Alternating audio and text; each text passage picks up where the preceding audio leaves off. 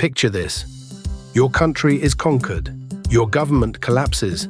The new regime takes power, and over the next 70 years, it will fall too, swallowed by an even bigger empire. 4 different rulers, 2 superpowers, endless purges, coups, and bloody resets. Almost every official who started at the top is dead or forgotten before it's over. But one man survives all of it. One foreigner, dragged in as a teenage prisoner of war, somehow keeps his job through every change of power, every change of king, every change of empire. They cannot fire him. They cannot replace him. When a brand new regime takes over and cleans house, the first thing the new ruler does is promote him again. His name was Daniel, and what he did in Babylon is, almost step for step, how the most valuable people on earth make themselves impossible to replace, in any economy, under any boss.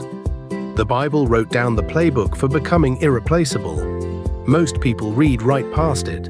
By the end of this video, you'll know the 4 exact moves Daniel made to build career capital that no regime could touch, and how to run the same system on your own work.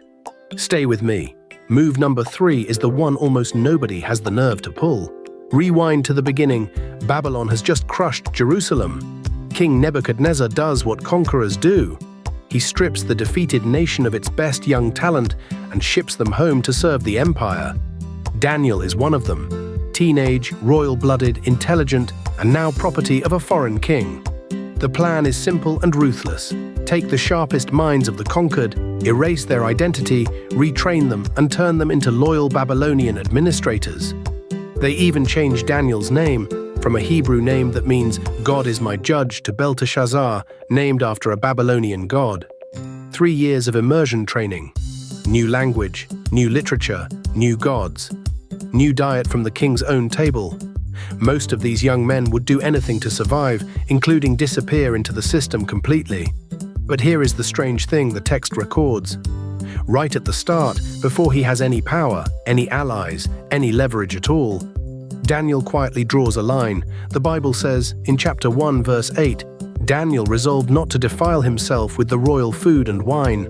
A prisoner, with no rights, setting terms. That single decision, made when he had nothing, is the seed of everything that follows. Remember it. We are going to come back to it, because it is the foundation the entire career is built on, and it's the part the get-ahead crowd always deletes.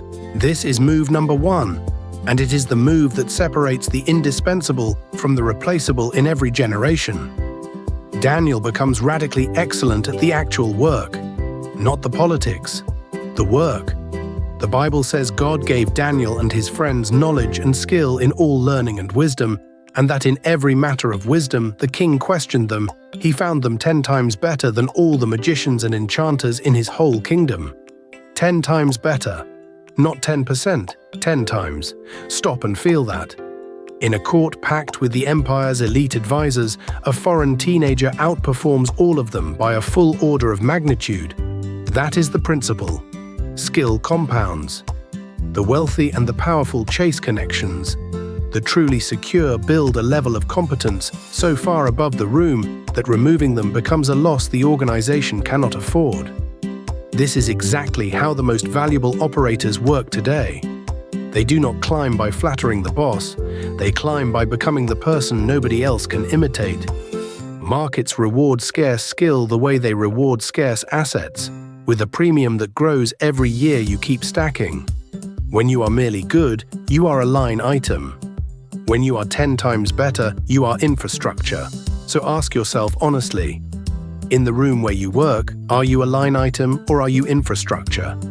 Because the difference is not talent, it's the years almost nobody is willing to put in. This is move number 2. Daniel makes his integrity so consistent that it becomes a competitive advantage nobody can attack. Jump ahead decades. Daniel is now a senior administrator under a new empire, Persia, serving King Darius. He is so good the king plans to set him over the entire kingdom. The other officials are furious, so they do what threatened people always do. They hunt for dirt. They investigate his finances, his decisions, his record, looking for one scandal, one bribe, one shortcut. And the Bible says, chapter 6, verse 4, they could find no corruption in him. because he was trustworthy and neither corrupt nor negligent. Sit with that. A full opposition research operation aimed at the most powerful manager in the empire comes back with nothing. His enemies finally admit, "We will never find any basis for charges against this man unless it has something to do with the law of his God." His integrity wasn't just morally good. It was strategically bulletproof. This is the principle the shortcut crowd never understands. Integrity is a moat. When you cannot be bought, blackmailed, or caught, you cannot be controlled and you cannot be easily destroyed.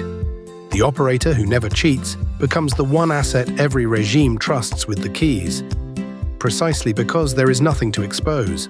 So here is your question. If your rivals spent a month digging through everything you've ever done, what would they find? Now move number 3. The one I told you almost nobody has the nerve to pull. Daniel tells powerful people the truth they do not want to hear, even when it could cost him everything. Most people, the moment they gain access to power, become flatterers. They tell the king what keeps them safe. Daniel does the opposite. When King Nebuchadnezzar has a terrifying dream, Daniel interprets it accurately, then looks the most powerful man on earth in the eye and warns him to change his ways. Years later, at a drunken feast, a hand writes on the wall, and King Belshazzar calls Daniel in. Daniel refuses the rewards first, then delivers the verdict cold. "You have been weighed and found wanting. Your kingdom ends tonight." He tells a king to his face that he is finished. Here is why this is the hardest move and the most valuable. Anyone can deliver good news.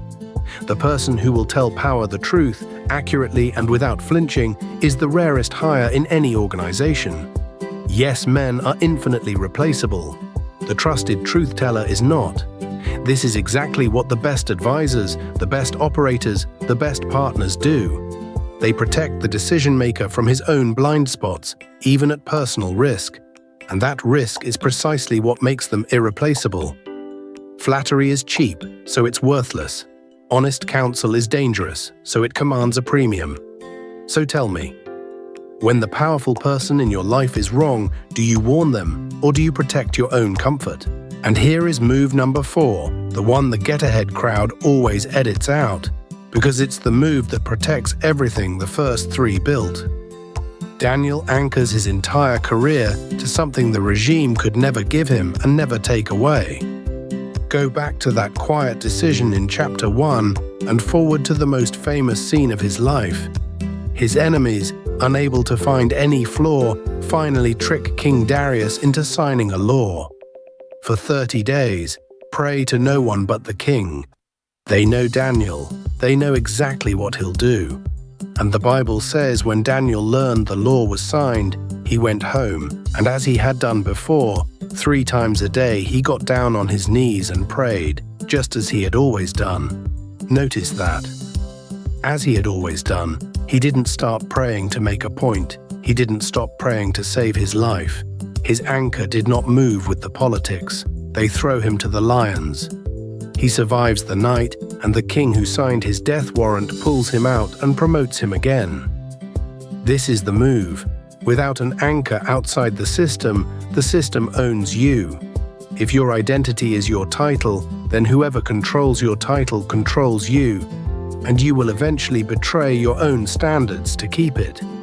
Daniel could not be threatened with loss of position because his position was never the thing he was protecting. The first 3 moves make you valuable. This 4th move makes you free, and a free operator is the only one who can run the first 3 under real pressure.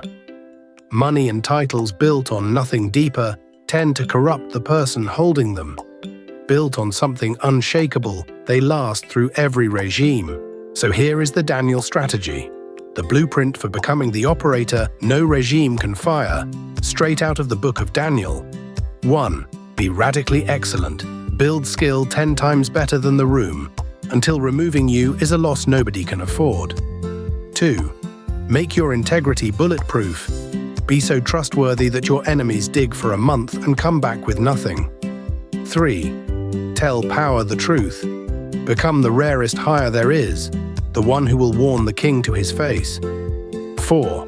Anchor your identity outside the system, so the system can never own you, and you stay free under pressure.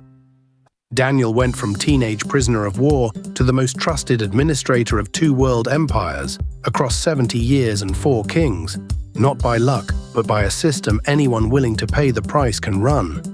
This is the Ancient Founders, where we decode the men and women God made indispensable, one founder at a time. Next, we open the vault on Zacchaeus, the corrupt tax collector who got rich the wrong way, then ran the only turnaround that actually saves a fortune. Tell me in the comments which of the 4 moves is hardest for you to actually do. I read everyone. Subscribe and let's uncover the next fortune together.